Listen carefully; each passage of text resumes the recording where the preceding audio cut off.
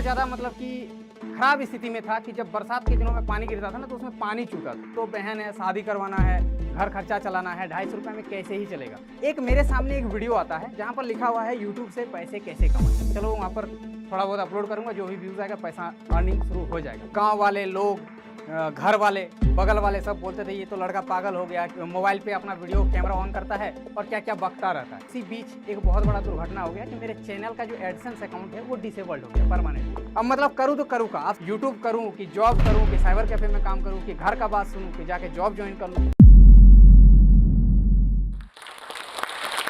हाय दोस्तों, मेरा नाम है मनोज दे। मैं झारखंड राज्य के धनबाद जिले से बिलोंग करता हूँ, एक छोटे से गांव से।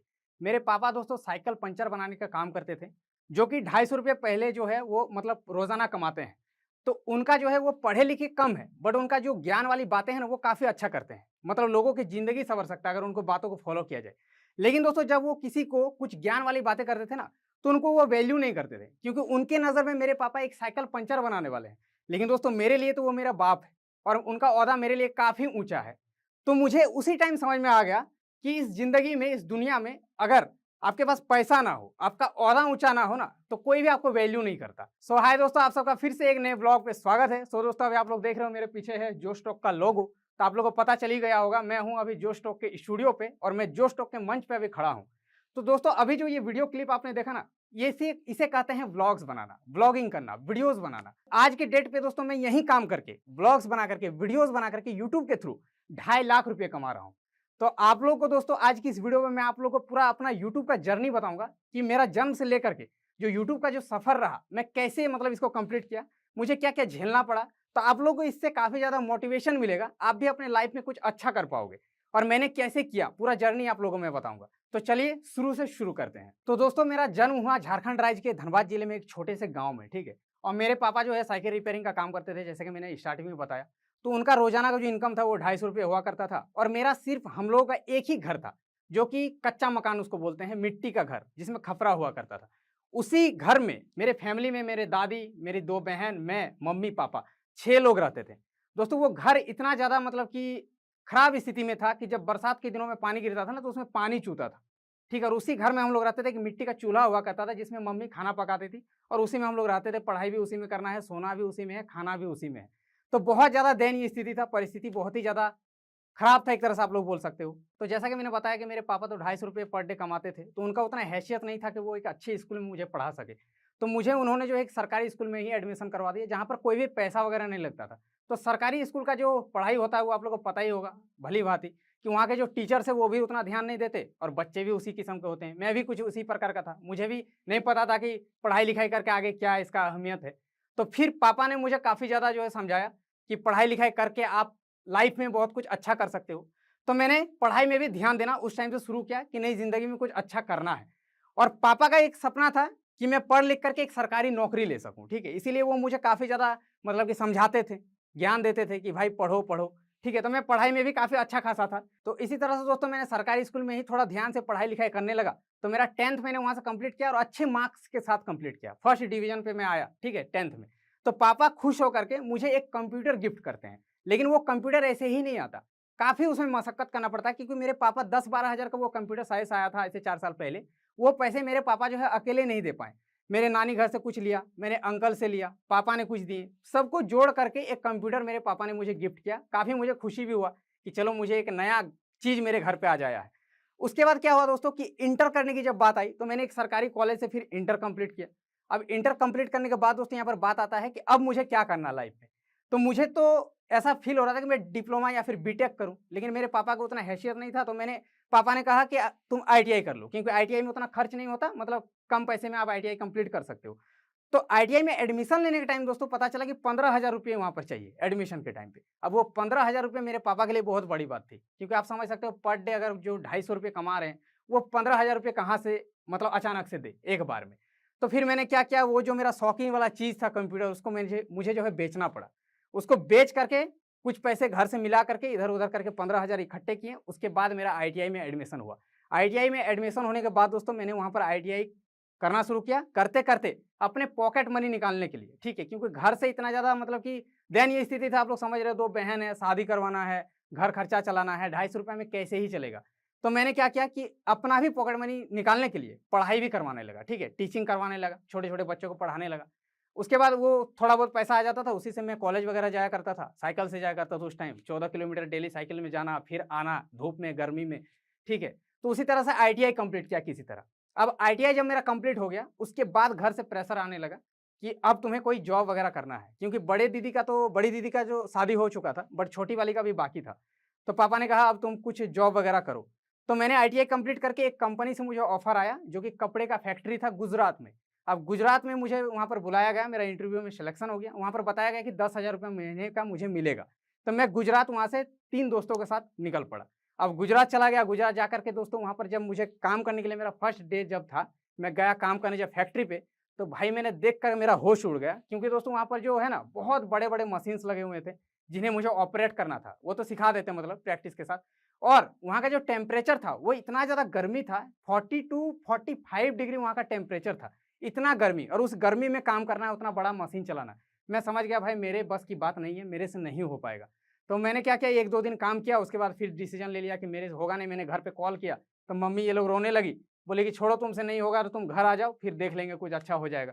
तो फिर मैंने डिसीजन लिया कि घर चलते हैं। फिर मैं रिटर्न दोस्तों वहाँ पर 7 दिन तक रहा, उसके बाद 7 दिनों के बाद ही रिटर्न घर चला गया। तब मैंने दोस्तों क्या किया कि टीचिंग तो फिर से मैंने कंटिन्यू कर दिया, बच्चों को पढ़ाना घर आकर के। उसके बाद साथ ही साथ एक साइबर कैफ़े में भी जॉइन कर लिया काम करने के लिए। अब साइबर कैफ़े से मुझे महीने के 900 से 1000 रुपए मिलते थे, और ट्यूशन पढ़ा करके मैं 1000 रुपए कमा लेता था। मतलब 2000 रुपए महीने का मैंने कमाना शुरू कर दिया। और साथ ही साथ अब घर से ये होने लगा कि तुम प्रिपरेशन करो रेलवे, एसएससी, जो गवर्नमेंट सरकारी नौकरी होता है। क्यों दोस्तों, आप लोगों को पता होगा गाँव का ये माहौल है, अभी भी माहौल है कि बच्चों को अगर काबिल बनाना है तो एक ही रास्ता है, सरकारी नौकरी दिला दो उसको। किसी तरह से अच्छे से पढ़ाई वगैरह करवाओ, सरकारी नौकरी अगर आपका हो जाए आपके बच्चे का, तो आपका बच्चा काबिल हो जाएगा। तो मेरे पापा का भी यही सोच था, गाँव का सोच था, पूरे शहर का सोच था। तो पापा ने बोला कि तुम जाओ एक इंस्टीट्यूट में एडमिशन ले लो और प्रिपरेशन करना शुरू कर दो, ताकि एक नौकरी हो जाए। तो मैंने क्या किया कि फिर से वहाँ पर एडमिशन ले लिया एक इंस्टीट्यूट पे, और वहाँ पर मैंने पढ़ाई शुरू कर दिया। वो मजबूरी में, मेरा इंटरेस्ट एक्चुअल में नहीं था, मुझे जॉब नहीं लेना था, सरकारी नौकरी में अभी मतलब कि मेरा इंटरेस्ट ही नहीं था। फिर भी पापा के कहने पे मैंने एडमिशन लिया, पढ़ाई वगैरह करने लगा, अच्छे तरीके से पढ़ने लगा। अब दोस्तों क्या हुआ कि साइबर कैफ़े में ही काम करते-करते एक मेरे सामने एक वीडियो आता है, जहाँ पर लिखा हुआ है यूट्यूब से पैसे कैसे कमाएँ। तो मेरा तो भाई, मैंने सोचा यूट्यूब से पैसे भी कमा सकते हैं। तो मैंने यूट्यूब पे उस वीडियो पे क्लिक किया, और वहाँ पर डिटेल जा करके देखा, तो पता चला यूट्यूब पे हम लोग वीडियोज़ बना करके, वीडियोज़ अपलोड करके पैसा कमा सकते हैं। और यूट्यूब पे उस टाइम कोई भी रूल वगैरह नहीं था। आज आपने चैनल बनाया, आज ही के दिन से आपका चैनल पर ऐड आना शुरू हो जाएगा। आज ही के डेट से आपका रेवेन्यू जनरेट होना शुरू हो जाएगा, अगर आपका व्यूज़ आता है तो। तो मैंने क्या किया कि एक सिंगिंग चैनल ओपन कर लिया, क्योंकि दोस्तों मेरा सिंगिंग में थोड़ा बहुत इंटरेस्ट था। मैंने सोचा मैं थोड़ा बहुत गिटार भी प्ले कर लेता हूँ, तो मैंने सोचा चलो वहाँ पर थोड़ा बहुत अपलोड करूँगा, जो भी व्यूज़ आएगा पैसा अर्निंग शुरू हो जाएगा।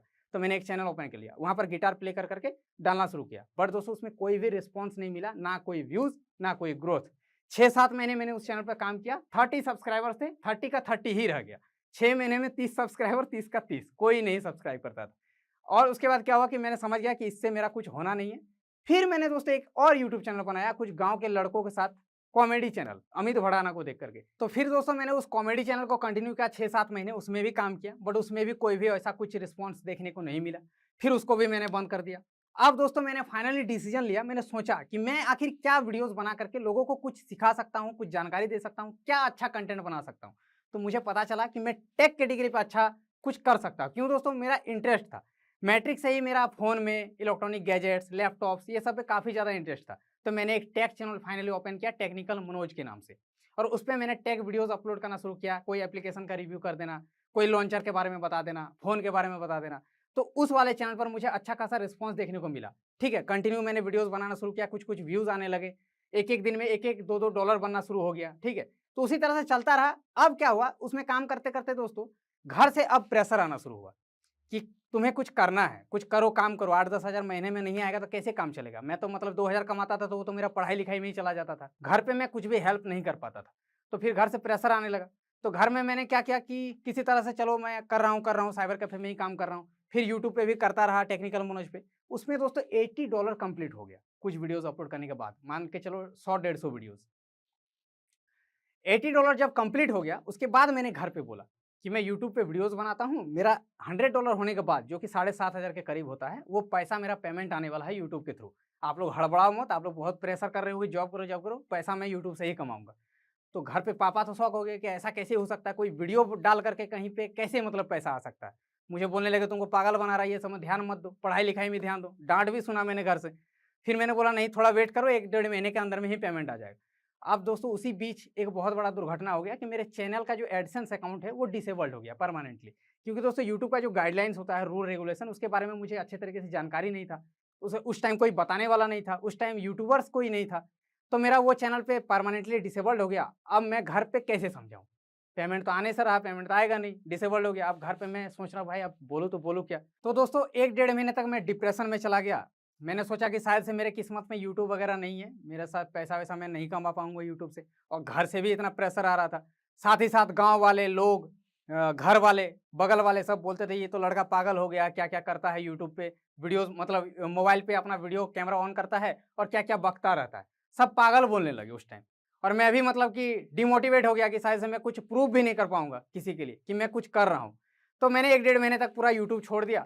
फिर मैं वहीं साइबर कैफ़े में घिसा-पिटा ज़िंदगी, फिर बच्चों को पढ़ाना, वहीं काम कंटिन्यू करता रहा। 1 डेढ़ महीने के बाद दोस्तों थोड़ा-सा जब ये हुआ ना कि नहीं, चलो क्या ही लगता है, एक इंटरनेट पैक तो फ्री में था उस टाइम, जियो फ्री नेट देता था। सोचा थोड़ा टाइम और दे देते हैं। तो 1 डेढ़ महीने के बाद डिप्रेशन से थोड़ा-सा निकल कर के एक और यूट्यूब चैनल बनाया, जो कि आज आप सबके सामने है, मनोज दे नाम से यूट्यूब चैनल है। वो वाला चैनल मैंने फिर से ओपन कर लिया। फिर से ओपन किया तो उस टाइम दोस्तों क्या हुआ, एक इंसिडेंट, यूट्यूब का एक नया रूल आ गया कि अब आपका चैनल मोनेटाइज तब होगा जब आप 4000 घंटा वॉच टाइम कंप्लीट करोगे, 1000 सब्सक्राइबर्स कंप्लीट करोगे। अब वो वाला क्राइटेरिया आप पूरा करो तब आपका चैनल मोनेटाइज होगा। फिर मैंने सोच लिया कि भाई मेरे से यूट्यूब शायद से मेरे नसीब में नहीं है। तो चलो फिर वीडियो बनाना शुरू किया। 4 महीने में मैंने वो क्राइटेरिया भी पूरा कर लिया। पूरा करने के बाद मेरा चैनल चला गया रिव्यू पे। अब रिव्यू पे जाने के बाद दोस्तों वो मोनेटाइज हो ही नहीं रहा, रिव्यू पे ही पड़ा हुआ है। अब क्या हुआ कि 4 महीने तक रिव्यू पे ही रहा। अब घर से और प्रेशर आना शुरू हुआ कि तुमको अब जॉब कुछ ना कुछ करो, कुछ तो करना पड़ेगा, घर में नहीं चला सकता। पापा बोले कि मेरे से अब नहीं हो पा रहा है। अब मतलब करूँ तो करूँ क्या? आप समझ सकते हो उस टाइम कितना मतलब मेरे एक प्रेशर आ रहा था। यूट्यूब करूँ कि जॉब करूँ कि साइबर कैफ़े में काम करूँ कि घर का बात सुनूँ कि जाके जॉब जॉइन कर लूँ। मतलब इस तरह का सिचुएशन क्रिएट हो गया उस टाइम। तो कहते हैं ना दोस्तों कि एक डायलॉग है कि जैसे हम कोई दरवाज़ा को तोड़ने की कोशिश करते हैं, तो मान लीजिए उसे लात से मार-मार के तोड़ने की कोशिश कर रहे हैं। जब वो टूटने वाला होता है, तब मैक्सिमम लोग उसको छोड़ देते हैं। वो हार मान जाते हैं कि शायद से उससे नहीं टूटेगा वो दरवाज़ा। लेकिन शायद वो 1-2 और लात मारता ना तो वो दरवाज़ा टूट जाता।